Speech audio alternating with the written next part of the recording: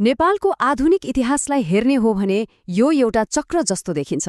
एउटा यस्तो चक्र जहाँ प्रजातन्त्रको खोजीमा बारम्बार क्रान्तिहरू भए, ठूला ठूला उथलपुथलहरू भए, हरेक पटक एउटा ठूलो आन्दोलन हुन्छ र त्यसले देशको राजनीतिक नक्सा नै फेरिदिन्छ। 4. यो सिर्फ एउटा अङ्क मात्रै होइन, यो त नेपालको आधुनिक इतिहासको एउटा यस्तो ढाँचा हो जसले हामीलाई बताउँछ कि देशको शासन प्रणाली कति पटक जरादेखि नै बदलियो। हो, यही अङ्कको वरिपरि रहेर आज हामी यो पुरै कथाको विश्लेषण गर्नेछौँ। त्यसो भए सबैभन्दा ठूलो प्रश्न त यही हो, आखिर यस्तो किन भयो? नेपालको राजनीतिक प्रणाली यति धेरै पटक किन फेरियो? यो बारम्बार भइरहने क्रान्तिको चक्र पछाडिको खास कारण के होला? आउनुहोस् आज यही प्रश्नको गहिराईमा डुबुल्की मारौँ। हाम्रो यो विश्लेषणको यात्रामा हामी सबैभन्दा पहिले 2007 सालको विद्रोहबाट सुरु गर्नेछौँ।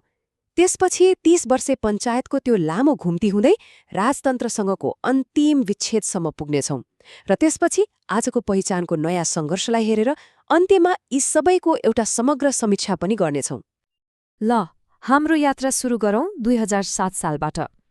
यो त्यो ऐतिहासिक विद्रोह थियो जसले 104 वर्षसम्म चलेको एउटा परिवारको निरङ्कुश शासनको किल्लालाई सदाको लागि ढालिदियो। एकछिन सोच्नुहोस् त, 104 वर्ष लामो एक छत्र शासनको अन्त्य। 2007 सालको क्रान्तिले वास्तवमा नेपाललाई राणा शासनको एउटा अँध्यारो बन्द कोठाबाट निकालेर प्रजातन्त्रको खुला आकाशमा ल्याइदियो। यो साँच्चीकै एउटा नयाँ युगको सुरुवात थियो। र परिवर्तन पनि सानोतिनो थिएन, साँच्चै विशाल थियो। जहाँ राणा शासनमा जनतासँग कुनै राजनीतिक अधिकारै थिएन, अब देशमा प्रजातन्त्रको सुरुवात भयो।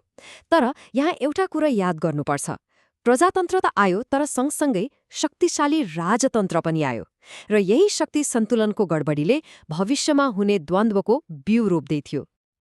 हो, यही नै थियो त्यो पहिलो क्रान्तिको सबैभन्दा ठूलो कमजोरी। यो एउटा ठूलो जित त थियो, तर यसले लोकतन्त्रको जगलाई बलियोसँग बसाउन सकेन र यही अधुरो कामले भविष्यको राजनीतिक अस्थिरताको लागि ढोका खुल्लै छोडिदियो। अब लागौं हाम्रो यात्राको दोस्रो चरणतिर। यो चरणलाई प्रजातन्त्रको लागि एउटा लामो र अँध्यारो घुम्तीभन्दा फरक पर्दैन। यो त्यो समय थियो जब प्रजातन्त्र खोसियो र त्यसलाई फिर्ता ल्याउन पुरै 30 वर्षको सङ्घर्ष लाग्यो। त्यसो भए यो पञ्चायती व्यवस्था भनेको आखिर के थियो त? एकदमै सरल भाषामा भन्नुपर्दा यो राजाले लागू गरेको पार्टी बिनाको राजनीतिक प्रणाली थियो। यसले सबै राजनीतिक दलहरूलाई गैरकानूनी घोषणा गर्यो र देशको सम्पूर्ण शक्ति राजाको हातमा थुपारिदियो। 2017 सालमा राजा महेन्द्रले भर्खरै बामे सर्दै गरेको प्रजातन्त्रको घाँटी निमोठे। त्यसपछिका 30 वर्षसम्म नेपालले दलविहीन राजा केन्द्रित शासन भोग्नु पर्यो। तर अन्ततः 2046 सालमा सडकमा उर्लिएको जनताको शक्तिले त्यो अँध्यारो युगको अन्त्य गर्यो र खुसिएको प्रजातन्त्र फेरि फिर्ता आयो। तर यहाँ पनि उही पुरानै कथा दोहोरियो। राजनीतिक स्वतन्त्रता त फेरि आयो, तर आम मानिसले जुन सामाजिक र आर्थिक परिवर्तनको आशा गरेका थिए त्यो भने आएन। भन्नलाई व्यवस्था त बदलियो, तर जनताको जीवनस्तरमा खासै ठूलो सुधार देखिएन। ल, अब हामी आइपुग्यौं त्यो मोडमा जुन सायद नेपालको इतिहासकै सबैभन्दा निर्णायक थियो। यो आन्दोलन कुनै एउटा शासन प्रणालीको विरुद्धमा मात्रै थिएन, यो त निरङ्कुशताको अन्तिम धरोहर अर्थात् राजतन्त्रलाई नै सधैँका लागि विदा गर्ने लडाईँ थियो। यो परिवर्तन कति गहिरो थियो भन्ने कुरा यहाँबाटै प्रष्ट हुन्छ। 240 वर्ष पुरानो शाहवंशीय राजतन्त्रको अन्त्य भयो, देश संवैधानिक राजतन्त्रबाट संघीय गणतन्त्रमा गयो र 10 वर्षदेखि चलिरहेको गृहयुद्ध पनि विस्तृत शान्ति सम्झौतामा आएर टुङ्गियो। यो साँच्चीकै एउटा युगको अन्त्य र अर्को नयाँ युगको सुरुवात थियो। तर फेरि पनि त्यही परिचित कथा।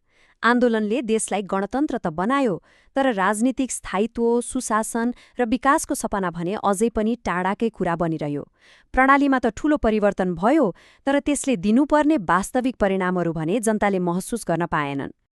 राजतन्त्रको अन्त्यसँगै एउटा लडाईँ त सकियो, तर तुरुन्तै अर्को नयाँ र अझै धेरै जटिल सङ्घर्ष सुरु भयो।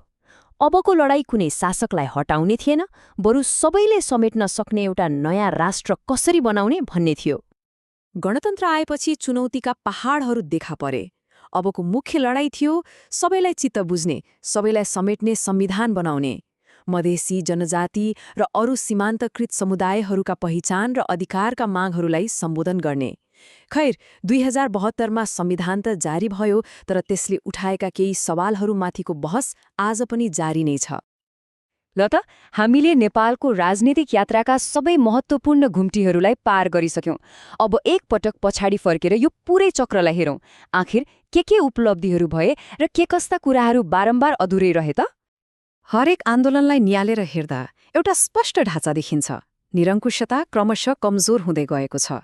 जस्तै 2007 सालले राणा परिवारको शासन हटायो, 2046 सालले राजाको प्रत्यक्ष शासनलाई अन्त्य गर्यो र अन्त्यमा 2062-63 को आन्दोलनले त राजतन्त्रलाई नै समाप्त गरिदियो। यो एउटा स्पष्ट र सकारात्मक प्रगति नै हो। त्यसो भए यी दशकौं लामा सङ्घर्षबाट के राम्रा कुराहरू हासिल भए त? संक्षेपमा भन्नुपर्दा सबैभन्दा ठूलो कुरा त निरङ्कुश शासनहरू एकपछि अर्को गर्दै ढले। जनतामा राजनीतिक चेतना ह्वात्तै बढ्यो र हरेक आन्दोलनले देशको राजनीतिक प्रणालीमा आधारभूत परिवर्तन ल्याएरै छाड्यो। तर यो कथाको अर्को पाटो पनि छ जुन अलि निराशाजनक छ। त्यो के हो भने हरेक क्रान्तिपछि देशमा स्थायित्व र सुशासन कहिल्यै आएन। नेतृत्ववर्ग सधैँ व्यक्तिगत स्वार्थ र सत्ताको खेलमा नै अल्झिरह्यो। अनि यसको सिधा असर के भयो भने जनताले चाहेको आर्थिक र सामाजिक विकासको गति एकदमै सुस्त रह्यो। यो तालिकाले हाम्रो पूरै विश्लेषणलाई एकै ठाउँमा निचोडेर राख्छ। यसले एकदमै प्रष्टसँग देखाउँछ कि हरेक आन्दोलनले आफ्नो मुख्य लक्ष्य त पूरा गर्यो, तर हरेक पटक कुनै न कुनै पुरानै वा नयाँ समस्या समाधान हुन नसकी बाँकी नै रह्यो। यो एउटा यस्तो अनौठो चक्र हो जहाँ जित त हासिल हुन्छ, तर पूर्ण सन्तुष्टि कहिल्यै मिल्दैन। र अन्त्यमा यही एउटा गम्भीर प्रश्नमा आएर हामी रोकिन्छौं। नेपालका आन्दोलनहरूले राजनीतिक प्रणाली अर्थात् व्यवस्था त पटक पटक बदले, तर आम मानिसको जीवनस्तर, उनीहरूको अवस्था चाहिँ कहिले बदलिन्छ?